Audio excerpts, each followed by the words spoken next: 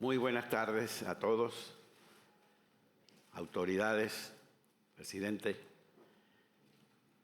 Cuando acepté el honor de venir a este foro para hablar en presencia de ustedes acerca de la tragedia venezolana, sabía desde un principio lo que debía decir. Tenía que comenzar justamente por expresar lo que a la hora de la persecución política ha significado España para distintas generaciones de venezolanos. Mucho antes de este drama que nos aqueja y que nos ha tocado encarar, intelectuales de la talla de Rómulo Gallegos o Rufino Blanco Fombona, por ejemplo, hicieron de España su lugar de asilo para huir de la intolerancia y ponerse a salvo de la más descarnada represión en nuestro país. El primero de ambos, además, llegaría a ser más tarde presidente de la República por voluntad de la expresión popular. El segundo, Blanco Fombona, aparte de convertirse por circunstancias propias de aquellos tiempos en gobernador de las provincias de Almería, llegó a hacerse cargo de uno de los emprendimientos editoriales más ambiciosos que se conocen en nuestro idioma, la editorial América, dirigida a reunir y a destacar la producción literaria e historiográfica del mundo iberoamericano. Hoy por hoy, como bien sabemos, la migración venezolana ha vuelto a hospedarse bajo el techo español, esta vez en un número casi de inverosímiles, en procura de sentir la mano hospitalaria de esta tierra, llena de ancestrales asociaciones con nuestra propia forma de ser y de pensar. Desde luego, mi situación personal es un tanto distinta, pues como no me he cansado de decirlo y de subrayarlo con toda fuerza con que me he sentido capaz, mi salida del país es solo temporal. Pero no por ello dejé de verme obligado a alejarme de Venezuela a causa de presiones inenarrables y amenazas extremas que tocaban incluso a lo más cercano de mi vida familiar. Soy uno más de esta migración forzado a dejar nuestra tierra. Me toca acompañar a la diáspora, una cuarta parte de nuestro país, para convertirme en un vocero y gestor de cuantas acciones y diligencias puedan estar a nuestro alcance al más alto nivel, con el fin de motorizar la solidaridad española y, por extensión, del resto de Europa, con la causa democrática venezolana. De allí que me sienta doblemente agradecido por la bondad española, por un lado, por ayudarme a afrontar el capítulo más difícil y exigente que he padecido en mi vida personal, gracias a los generosos recursos que permite el accionar diplomático dentro de lo previsto en el derecho internacional, y en este caso específico, con apego a lo más estricto de su aplicación con respecto a los derechos políticos esenciales y sobre todo como resultado de la persecución política. Pero por otro lado, también le debo a España la posibilidad de que mi voz pueda expresarse sin ataduras, o dicho de otro modo, con la libertad que me permiten las circunstancias de estar en un país libre. Lo digo así, puesto que mientras yo estoy aquí, con la oportunidad de hablar ante ustedes, mis compatriotas padecen experiencias terribles en estos momentos. La primera es aquello que, a falta de una mejor palabra, algunos han querido calificar como incilio, curioso vocablo creado para expresar lo que significa el exilio interior, producto del miedo, del chantaje, la amenaza y la intimidación que conduce a la sociedad a mantener un forzado silencio y a asumir una actitud solo en apariencia, indiferente ante lo que está ocurriendo. Lo segundo es lo que podría llamarse un toque de queda comunicacional, lo que significa, en otras palabras, la existencia de un cepo informativo que se ha cernido cada vez con mayor inclemencia sobre los venezolanos y que los mantiene a la sombra de cualquier mínima cobertura noticiosa de carácter imparcial. Al menos, por suerte, las prodigiosas posibilidades que permiten el activismo periodístico digital, las plataformas alternativas y las redes sociales han hecho posible que, más allá de todos los obstáculos, las noticias entren de algún modo por la puerta de nuestra casa, pese a los insólitos y arbitrarios esfuerzos que en materia comunicacional ha hecho el régimen presidido por el señor Maduro para censurar y controlar la existencia de tales canales de uso global. Perdón. Pero este drama del dolor del exilio y la persecución política ha sido un viaje heroico de ida y vuelta entre España y Venezuela. Perdónenme si me permito recordar que nosotros, en distintos momentos, acogimos una importante leva de inmigrados políticos que huían de la España en guerra y que contribuyeron de manera notable y singularísima a enriquecer el panorama literario, científico y humanístico venezolano, y que a la vez se convirtieron en agentes de la modernidad por sus aportes educativos o en general la mejora de nuestro sistema de enseñanza. Pero eso no es todo.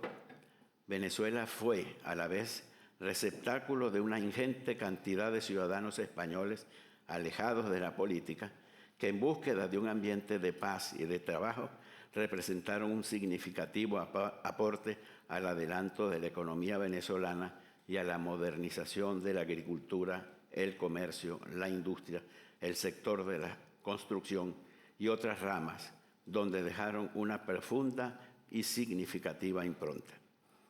Todo ello sin mencionar la incidencia que tuvieron sobre nuestros hábitos culturales y de vida, cuando no de valores fáciles e históricamente compartidos.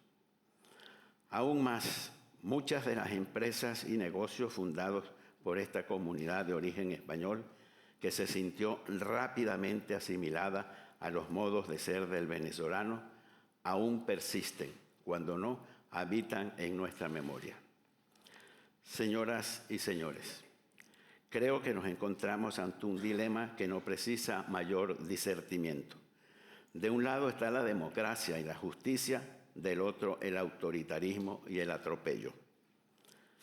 Pero no hay dos Venezuelas, hay una sola, la democrática avalada por millones de votos obtenidos el 28 de julio pasado y que justamente ha demostrado, luego de esa ejemplar jornada cívica, lo arraigada que está la cultura democrática en el alma del venezolano.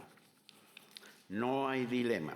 Lo que queremos, lo que anhelamos, es dejar atrás el personalismo y la improvisación, así como la intolerancia y la persecución a mansalva de otros venezolanos. Perdón.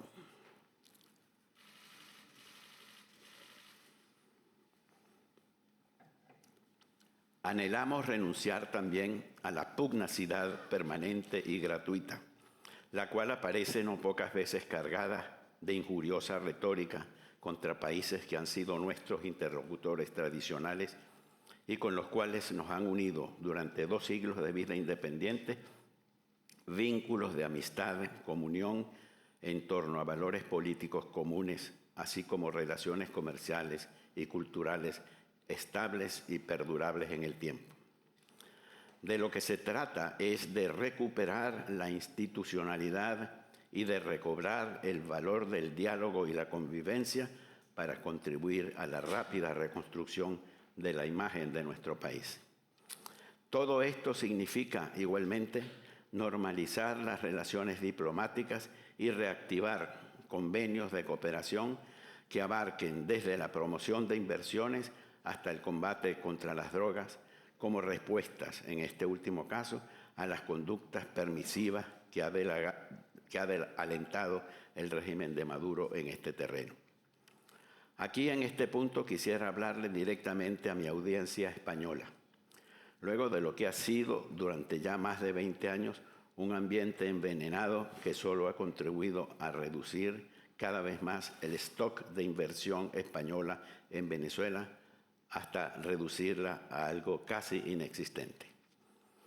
No puedo hablar de cifras oficiales, puesto que en medio de la opacidad venezolana nadie puede tener claridad sobre cuánto ha caído la inversión española, pero de lo que no hay duda es que ha disminuido dramáticamente si lo contrastamos con lo que fue posible hacer desde que en 1997 ambos países adoptaran un acuerdo en materia de promoción y protección de inversiones. Todos sabemos la razón por la cual esas inversiones se han visto inhibidas, ya sea por la inseguridad jurídica o por exportaciones, expropiaciones caprichosas e injustificables. Queremos atraer de nuevo el flujo de capitales que se alejó del país. Queremos que España vuelva a contar con el carácter confiable que Venezuela exhibió durante mucho tiempo como proveedora de recursos energéticos. Quisiéramos contar de nuevo, por lo que ello podría significar para la multiplicación de nuestras oportunidades económicas, con seguras y crecientes inversiones de origen español en el campo tecnológico, de la producción manufacturera o en el sector de servicios bancarios y financieros. Lo que queremos, en suma, es rescatar nuestra normalidad democrática e institucional, sino la normalidad de nuestra actividad económica, de nuestros flujos comerciales, así como darle socorro a lo que alguna vez fue la pujante industria venezolana mediante importantes aportes de capital a fin de asegurar nuevamente su despegue. Por otra parte, y ya que hablamos de deudas históricas profundamente compartidas, quizás valga la pena recordar cómo nuestro país, actualmente maltrecho por obra del aventurismo político y por un creciente talante antidemocrático, sirvió de ejemplo a otras transiciones ocurridas en nuestro ámbito iberoamericano. Solo el tiempo otorga trascendencia a los hechos. Tal vez por ello valga la pena mencionar, aunque sea brevemente, el valor de los acuerdos de gobernabilidad suscritos en Venezuela en 1958, que aseguraron un clima de amplias libertades políticas y económicas, el cual perduró hasta tiempos muy recientes en la memoria de los venezolanos. Tuvieron un marco de referencia para el diseño del Pacto de la Moncloa de 1977 o para dar soporte, en el caso de Chile, a partir de 1990, a la experiencia de la concertación democrática. Nada menos que eso quisiéramos los venezolanos sentir en este momento y, por tanto, que en prenda de retribución nuestra comunidad iberoamericana pudiera aportar su apoyo en términos enérgicos y efectivos para que nuestro país logre transitar de nuevo hacia la normalidad institucional. Quisiera concluir con una nota distinta, sin pretender por ello esquivar todo lo dramático expresado en mis palabras anteriores. Ya que nos encontramos en esta preciosa isla de La Toja, cuyo horizonte se extiende hacia el Atlántico, quisiera referirme a un novelista español, nacido a no más de 60 kilómetros de este lugar, quien tuvo en algún momento un vínculo particular con Venezuela. Hablo en este caso de Camilo José Cela, quien por si fuera poco reunió la triple distinción de ser Premio Nobel de Literatura, Premio Príncipe de Asturias y Premio Cervantes. Pues bien, el caso es que Cela conoció los sabores y paisajes y aromas venezolanos debido a que durante una breve parte de la década del 50 vivió en nuestro país en procura de inspiración y referencia para escribir una saga narrativa anclada en la cultura latinoamericana. El producto de tal experiencia fue, en todo caso, su novela La Catira, ambientada en los llanos venezolanos y que, por desgracia, fue puesto en polémica política, más allá de sus referidos méritos literarios, los cuales pasaron, por cierto, bastante inadvertidos. Tal vez esa obra amerite ser leída de nuevo, ya alejado de las pasiones de su época, con el propósito de ofrecer una mejor valoración de su contenido. Les ha hablado la voz de un venezolano que podría ser la voz de muchos, muchísimos otros. Tengo el privilegio de ser yo quien lo haga en estas circunstancias. Lo hago con la plena responsabilidad que me confiere mi carácter de presidente electo, así reconocido por millones de venezolanos, 8 millones para ser exactos, y por buena parte de la comunidad internacional. Mi tarea es